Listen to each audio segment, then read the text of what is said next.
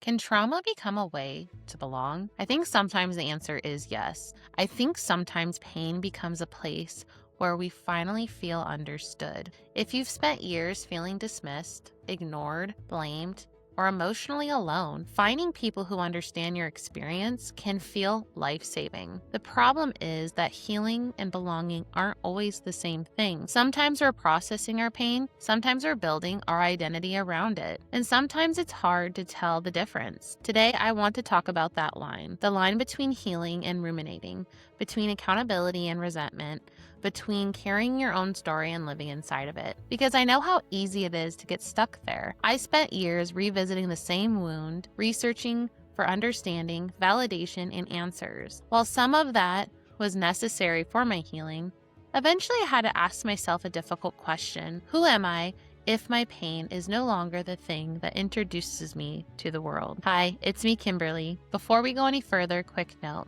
This podcast is for reflection and conversation, not professional advice. Take what resonates, leave what doesn't, and listen in a way that feels supportive for you.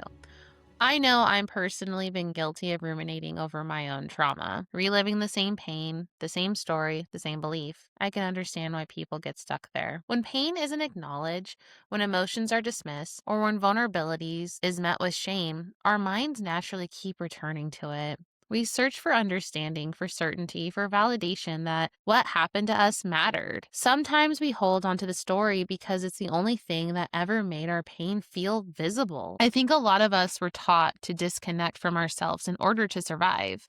To minimize, to rationalize, to call ourselves dramatic instead of admitting I shared something vulnerable with someone who didn't have the capacity to hold it. Somehow blaming ourselves can feel safer than accepting that someone else failed us emotionally. I once heard someone describe shame like this. Imagine living in a village where survival depends on hunting and gathering. A hunter goes out all day and comes back with nothing. And still the village welcomes them back, still values them, still recognizes their efforts because trying matters. Now imagine the opposite. The hunter comes back empty-handed and is told they're a failure. They're not comforted, they're not encouraged, they're shamed. Then the next day, they've succeeded, and instead of being celebrated, they hear, well, it's the least you could do.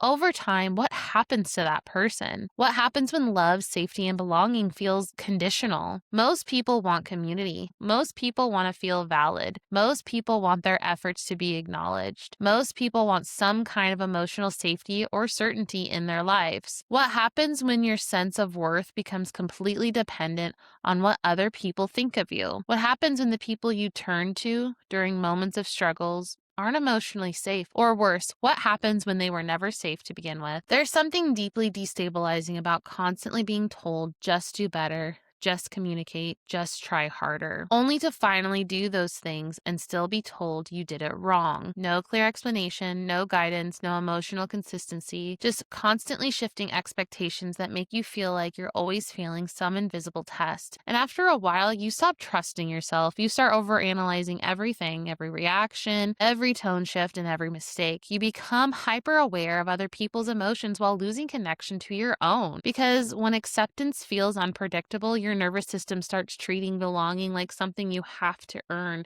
instead of something that is part of belonging, part of community, real community. I remember feeling like that doom scrolling, but with my trauma. I'd get triggered, I'd get overwhelmed, and eventually the pressure would build until I exploded. Like when a Mento drops into a soda. And when that happens, I would trauma dump. Not because I wanted attention, not because I wanted pity, because I was desperate for someone to listen, desperate for someone to say what happened to you was wrong. And sometimes I got that response. Other times I scared people away. Sometimes people pitied me in the moment only to later weaponize my pain against me.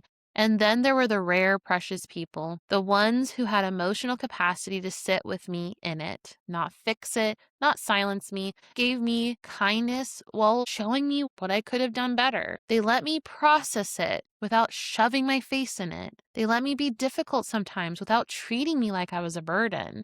They endured years of spirals while still holding compassion for me, not enabling me, not pretending everything was okay. just staying present. I think that kind of safety can feel unfamiliar when your nervous system is used to chaos, used to the inconsistency. Once you finally feel free, it can actually become tempting to repeat the cycle anyway. I became a little bit of a drama addict.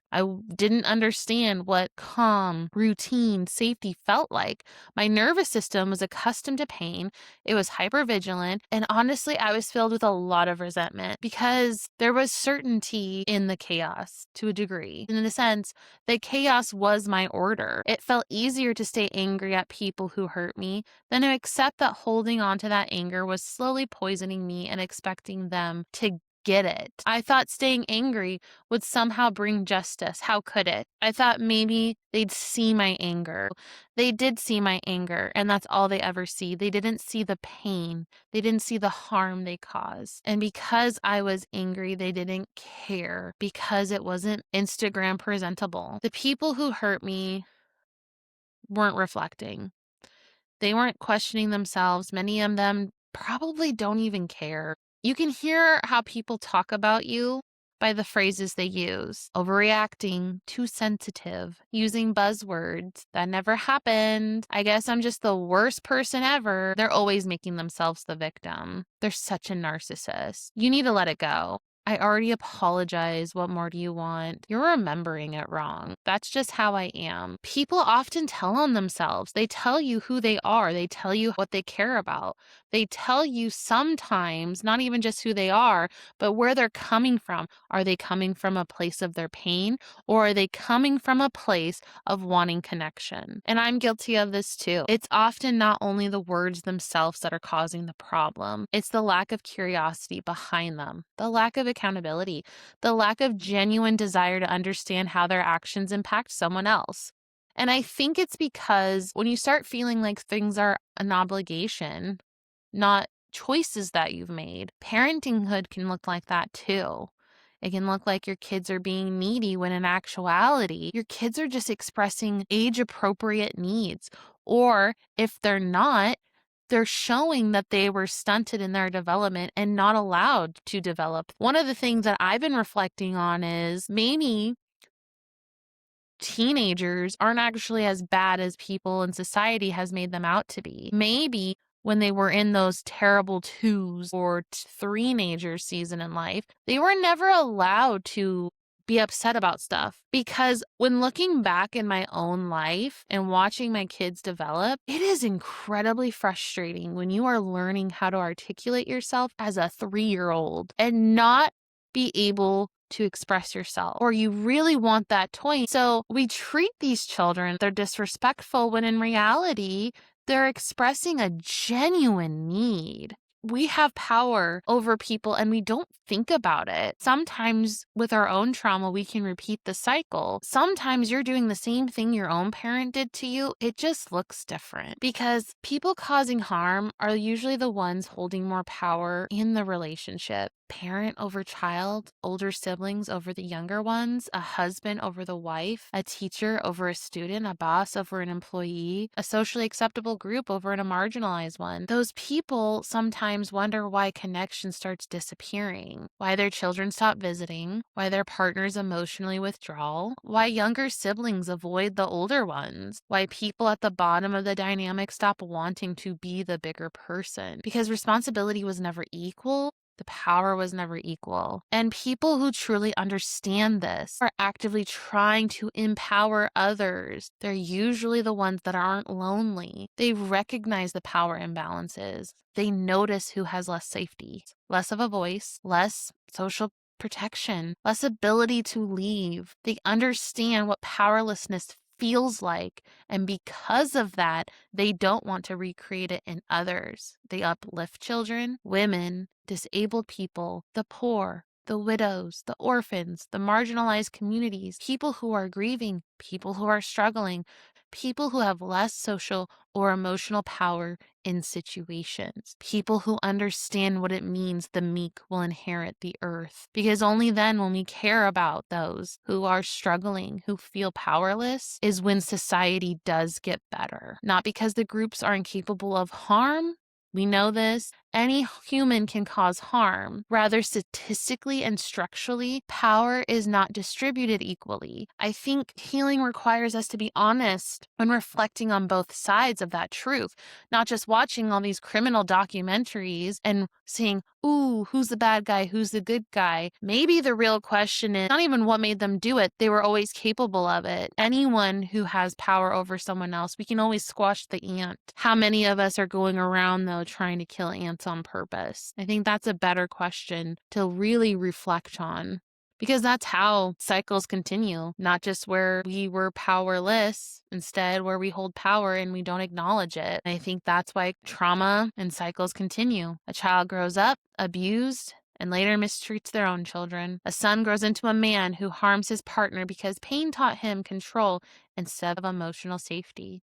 A mother repeats the same wound and then normalizes it to her own children. Older siblings bullying the younger sibling because no one has ever acknowledged the imbalance. Hurt people can hurt people. Healing people can interrupt the cycle. Healing means recognizing where we're bleeding onto others, where our fear, resentment, and our unresolved pain is turning into control, cruelty, and emotional neglect. Sometimes people dismiss conversations about power imbalances because they point to the exceptions. Yes, women can harm their husbands. Yes, children can harm their parents. Yes, marginalized people can cause harm too. Of course they can. Any person is capable of harming another person. The exception doesn't erase pattern. If we ignore large patterns because exceptions exist, we stop addressing the environment where harm is likely to happen repeatedly. We act shocked when we hear about horrible things done to children, when they're happening all the time and we don't blink twice. We act shocked when women don't feel safe to get help for domestic violence, when it's been happening for a very long time. We act shocked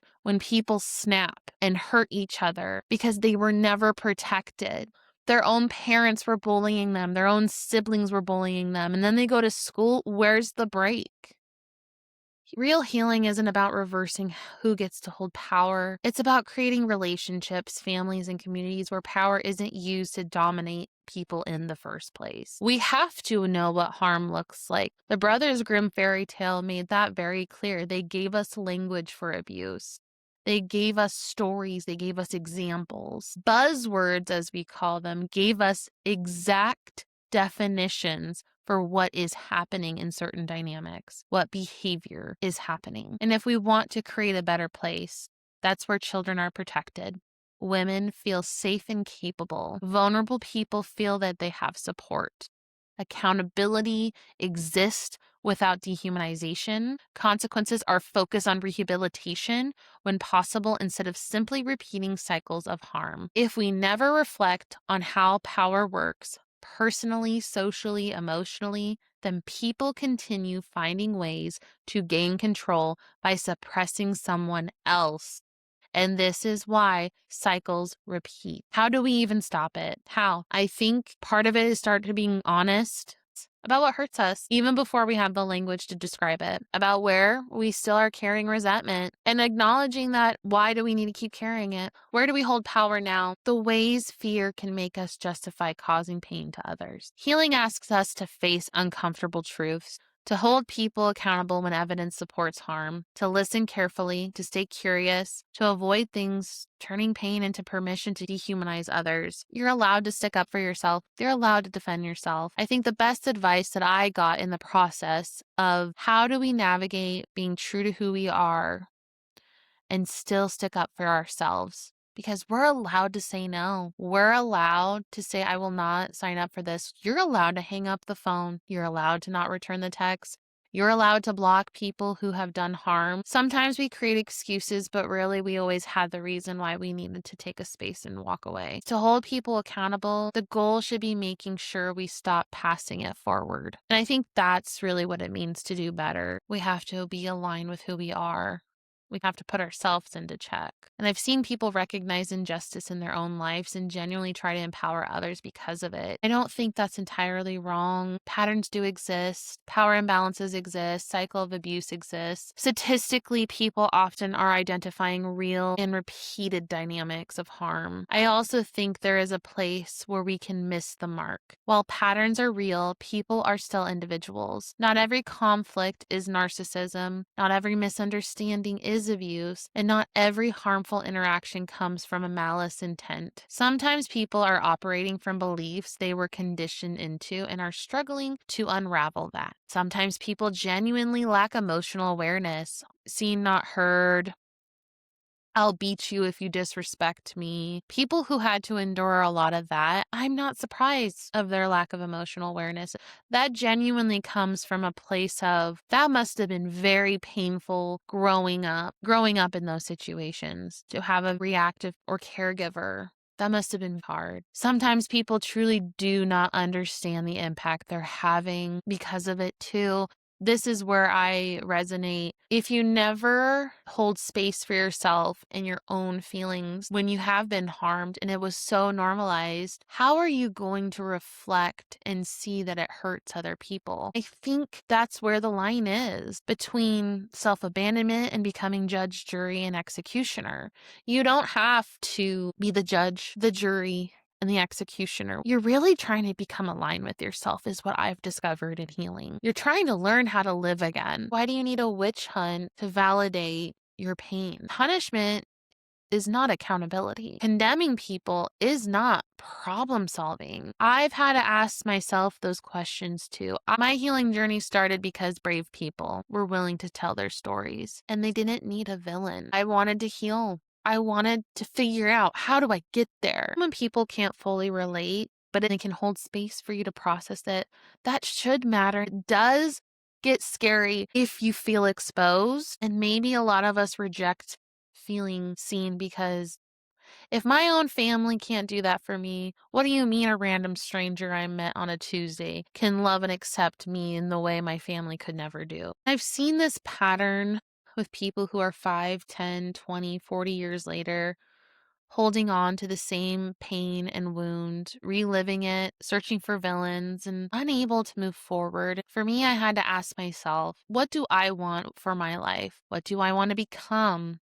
Do I want to be someone who is trapped in resentment forever? Or do I want to become someone who understands what happened to me was wrong and still able to move forward? Do I want to keep hurting people while convincing myself I was only protecting my pain? Do I want my identity to revolve around people who harmed me? Or do I want to become someone who can genuinely move forward? Someone who can forgive themselves for trusting people who are unsafe. I want to be careful though, because I'm speaking about my own tendencies. I'm talking about pain I could see myself holding on to. If I never reflected on my own patterns, I don't have to sit in that anymore. I'm learning what healing really means. You can let people go. Not letting go like, fuck you. It's more, I think I'm done with this chapter in my life, because the people who relate to that feeling, I want to say this. You're allowed to pause the side quests. You can get back to the main quest of your healing journey whenever you're ready. And it's okay if it takes you 5 years, 10 years, 20 years, 40 years, or most of your life. There's no shame in realizing you're finally ready to stop surviving and you want to start learning what it means to live again, to develop the things in your life that got stunted. Part of why I don't publicly name the people who hurt me is because I don't want my story centered around them. I want honestly to be able to say like Snoop joked once, I want to thank me. Because yes, harm impacted me. Yes, some people cause detours in my life. Some people cause me immense pain. They are not the reason I healed. I am. I chose to sit with the pain. I chose to reflect on my own darkness, my own limits, and my own unhealthy patterns. I choose to keep healing. I choose to take accountability for ways I was bleeding onto others. I choose the painful work of healing, and that matters. I did that. Only I could truly decide to do that for myself. Now, did some people make it easier for me? Absolutely. Sometimes unconditional love is enough. what it truly means. Having someone who believes in you, having people who held space for my trauma made the burden feel less isolating and more hopeful. Because trauma isolates people. Pain can convince you that no one will understand you, no one will stay, that you'll always carry everything alone. And carrying that kind of emotional weight for years can absolutely lead to burnout. It can leave you exhausted, hypervigilant, emotionally overwhelmed. And I think healing slowly begins when you stop believing, how do I stay inside of this pain forever? And you start asking yourself, well, how do I carry on with what happened to me without letting it become my entire identity? And I think once we start there, a lot changes. Trauma can become a way to belong. Pain becomes a language we use to connect, the proof that what happened mattered, the bridge that finally makes us feel less alone. And in the beginning, that can absolutely be part of healing. There's nothing wrong with that. Telling the truth matters, being believed matters, healing with people who make you feel safe matters. Having safe people witness your pain matters. Healing asks something deeper from us eventually, not to erase what happens, not to pretend we were never hurt, not to force forgiveness or silence ourselves, but to slowly ask, who am I outside of my pain? Who am I when I am no longer only surviving? Because there is a difference between carrying your story and living inside of it forever and building your entire identity around who harmed you. There is a difference between finding community and only feeling connected through shared resentment. I don't think healing means never talking about trauma again. I think it means your pain stops being the only thing that introduces you to the world, and it means learning how to hold grief without letting it consume your identity. You are not just the person who was abused, you are you. And it means recognizing where you were powerless while also becoming aware of where you hold power now. It means refusing to let pain turn into permission to harm others, and maybe most importantly, realizing you deserve a life bigger than what happened to you. A life where joy exists, where rest exists, where connection isn't built only through suffering, where you can build your own routine, your own consistency, and you can be aligned with who you want to be. Because you are more than the worst things that happened to you. You are more than your survival story. Healing was never meant to turn you into a permanent monument of your pain. It was meant to help you return to yourself. Thanks again for listening to my rambles. Welcome to Thinking Out Loud. I'm Kimberly. I don't have all the answers, and I'm okay with that. If this felt familiar, uncomfortable, or oddly relatable, you're probably in the right place. If you're looking for a community of people navigating balance and asking honest questions, follow along. We'll keep thinking, we'll keep growing, and we'll keep asking questions together.